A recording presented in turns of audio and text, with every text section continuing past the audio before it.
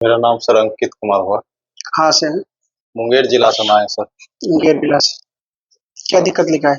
Sir हम फ्लिपकार्ट में काम करते थे, कुरियर बॉय का गाड़ी एक्सीडेंट में मेरा कमर का हड्डी जो है हम्म, घसक गया था। हम्म, L4 L5 तीन साल से सर हम पहले चलते थे तो ऐसे ही पैर रहता था, पता अच्छा, नहीं। पैर ऐसे रहता हाँ। यही।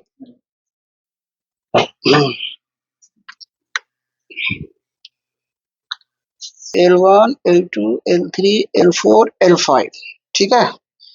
इनका है L4 और L5 में। तो बेसिकली हम लोगों का क्या काम करते हैं कि इन लोगों का नस का दबाव, जितने भी फेसेट ज्वाइंट है, स्पाइनस प्रोसेस है और फेसेट ज्वाइंट है, इन सबको रिलीज करते हैं। इसको रिलीज करने के बाद सारे जोड़ के दर्द धीरे धीरे ठीक होने लगते हैं। और इसको मेंटेन करने के लिए घर में एक्सरसाइज बहुत जरूरी है।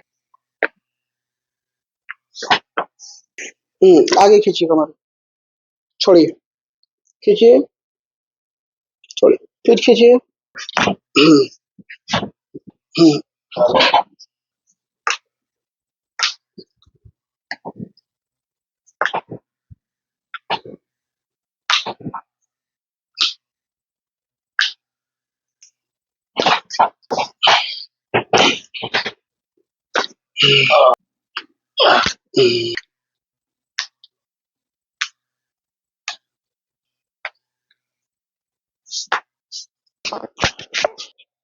बहुत जगह डॉक्टर के यहाँ दवाई खाए, एक्सरे MRI कराए, लेकिन कोई हमको राहत नहीं मिलता था। तो हम आपका फेसबुक और यूट्यूब पे देखते देखते आपका नाम सर एक बार आया, उसको हम सर्च करने लगे। करते करते तब हम फिर आपके पास आए हैं। तो आने के बाद हमको आज चौथा दिन है।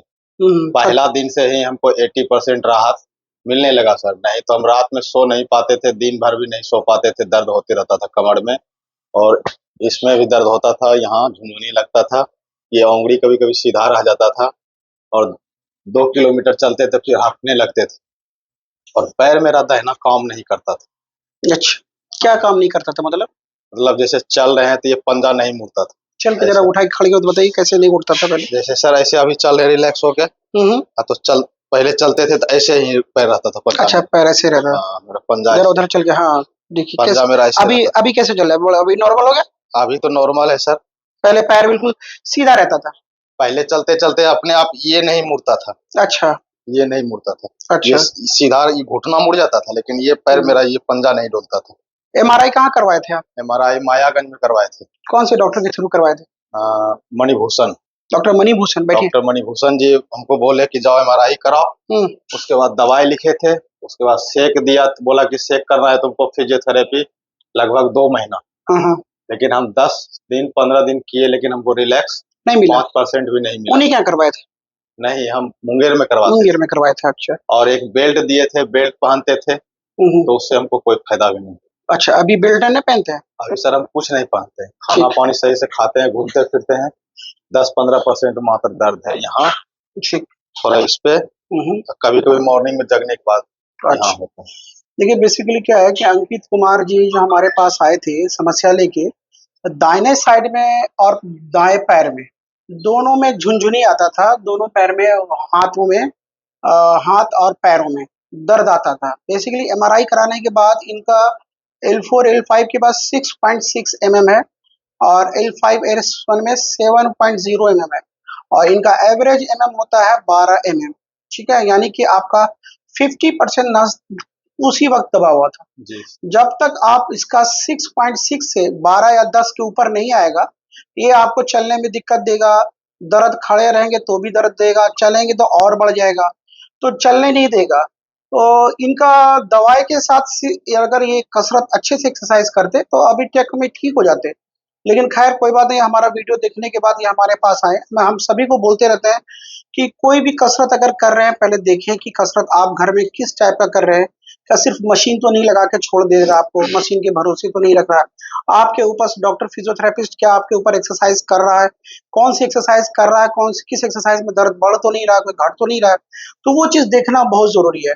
जब तक आप उस चीज को, हम लोग बनाते नहीं है, चार्ट नहीं बनाएंगे पेशेंट का कि एक्सरसाइज कौन सी करनी है, कैसे उठना है, कैसे बैठना है, ये बहुत इंपॉर्टेंट रखता है, ठीक है।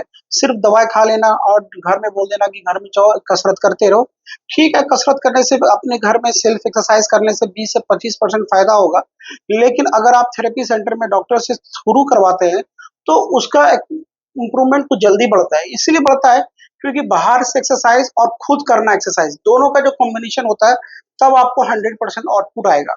अगर मान लीजिए सिर्फ हमको किसी को ट्रेनिंग में वेट कम करना है, वेट रिड्यूस करना है, अगर उसको ट्रेनर अच्छा मिल जाएगा गाइडेंस करने वाला, तो जल्दी है कि वो अपने आप को रिड्यूस कर लेगा।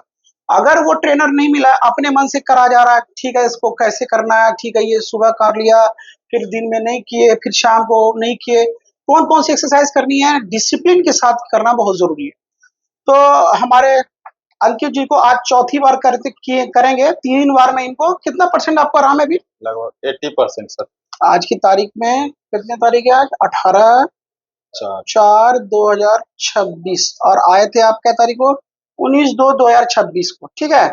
यानी 1 महीने के अंदर में आपको 80% रिलीफ मिल गया, ठीक है। चलिए हम देखते हैं अंकित जी को कैसे कैसे घर में, इनको घर में बिल्कुल भी नहीं करना है, जो हम करते हैं सिर्फ एक डेमो है और घर के जो एक्सरसाइज हम बताते हैं सिर्फ उसको ही फॉलो करा करें। नहीं तो बहुत सारे पेशेंट ऐसे हैं घर में जो करें अपने आप को इंजरी कर लेते हैं, गर्दन में चोट आ जाता है, मोच आ जाती है, कमर दूसरे तरह से नस दब जाती है। चलिए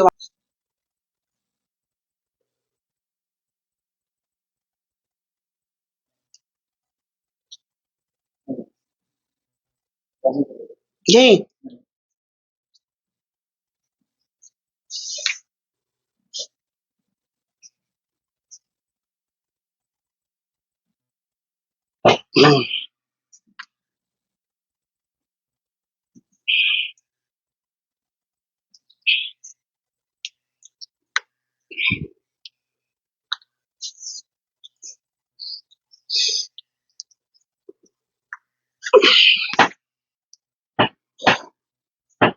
ये रहा L1 L1 L2 L3 L4 L5, ठीक है। इनका है L4 और L5 में बेसिकली कि नर्व कंप्रेस होने के साथ ये आपका जो साइड वाला जो जोड़ होता है इसको फेसिटो आर्थोपैथी भी बोलते हैं, यानी फेसल जॉइंट बोलते हैं, फेसल जॉइंट। ये सब जितनी भी है ना ये सब जोड़ हैं। ये यहाँ भी नस दबेगा आपको, हो सकता है कि आपको इधर तो नस दबता ही दबता है, ठीक है। और अगर आपको सारे जोड़ के अगर दर्द को घटाना है तो सारे जोड़ जैसे फेसियल जॉइंट हो गया, स्पाइनस प्रोसेस हो गया, फिर आपको ट्रांसफर्स प्रोसेस है ये, ठीक है। ये ट्रांसफर प्रोसेस बोलते हैं इसको, स्पाइनस प्रोसेस बोलते हैं इसको, फेसियल जॉइंट बोलते हैं। सारे नर्व यहाँ से निकले हैं, ये जितने पीले एक मोटा तरह से बना दिया गया, लेकिन गुच्छा होता है नर्व से, बहुत बारीकी चीज होती है। तो ये नस अगर यहाँ दब गया, जब तक इनका रिलीज नहीं होगा, अगर ये रिलीज हट के अगर ये हट गया तो अच्छी बात है, दर्द नहीं होगा। अगर यही नसवा यहाँ फंस गया, ये फंस गया, तो ये दर्द जब तक हटेगा नहीं तो तब तक ये दर्द बना रहेगा। तो बेसिकली हम लोगों का क्या काम करते हैं कि इन लोगों का नस का दबाव जितने भी फेसेट जॉइंट है, स्पाइनस प्रोसेस है और फेसेट जॉइंट है, इन सबको रिलीज करते हैं। इसको रिलीज करने के बाद सारे जोड़ के दर्द धीरे धीरे ठीक होने लगते हैं और इसको मेंटेन करने के लिए घर में एक्सरसाइज बहुत जरूरी है, ठीक है। समझ गए? ये सब जितने भी पीले वाले सारे आपको नर्व है, ये नर्व यहाँ फंसेगा, हो सकता है ये नर्व इधर फंस जाए, लेकिन ये पेट की तरफ रहेगा, ये पीछे की तरफ रहता है, ये हमारा पेट की तरफ जाएगा, ये कमर के पीछे की तरफ भाग आएगा। तो यहाँ पर हम लोग पकड़ते हैं ना, ये स्पाइनस प्रोसेस पकड़ते हैं। इसको दबाने के साथ देखिए, इसको जब हम लोग दबाएंगे तो इनका जो गैप है, देखिए देखिए इन लोगों का जो गैप है ये खुलेगा, ठीक है।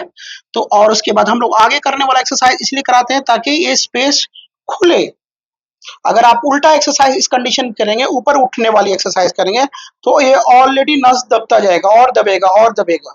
तो इसलिए हम लोग इसमें पीछे वाली की जगह छोड़ के आगे वाली एक्सरसाइज करवाते हैं, ठीक है। शुरुआती स्टेज में इनको पीछे वाले बैक एक्सटेंशन करने में काफी आराम मिलेगा, लेकिन अगर यही चीज अगर ये पुराना हो जाएगा केस और उल्टा अगर ये वापस यही एक्सरसाइज करते रहेंगे, तब इनका दर्द और ठीक होने की जगह और बढ़ता जाता है। सिंपल सा फेनोमा है, ये डिस्क निकलती है और सूख जाती है, ठीक है। सूखने के बाद ये इसके साथ चिपक जाता है, ये इसके साथ चिपक जाता है। जब तक इसका ब्रेक नहीं करेंगे, जब तक वहां से हटाएंगे नहीं, तब तक नस का दबाव नहीं हटेगा तब तो इनको दर्द में आराम नहीं मिल रहा है। दवाई खाने से क्या होगा, आपका सिर्फ सूजन कम हो जाएगा, यहाँ पर जितने भी इन्फ्लामेशन है, लेकिन ये जहाँ टच किया हुआ वहीं का वहीं रहता है। तो जब तक दबाव नहीं हटेगा तब तक ये ठीक नहीं होने वाला।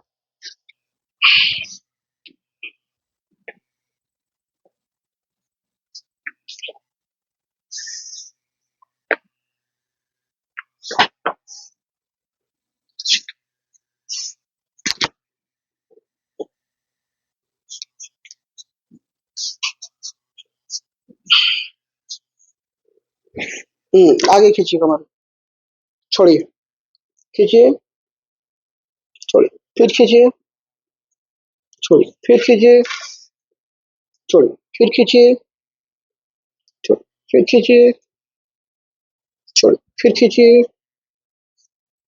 खींचिए, खींचिए और खींचिए। हम्म, हम्म, चलिए।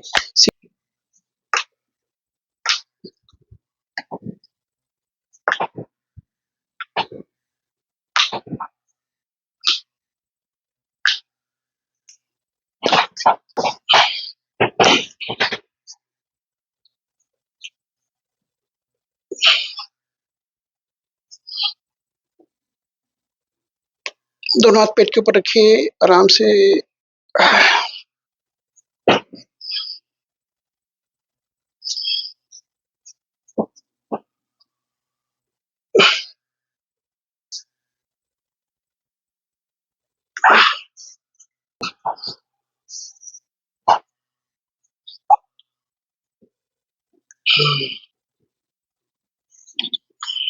है बस।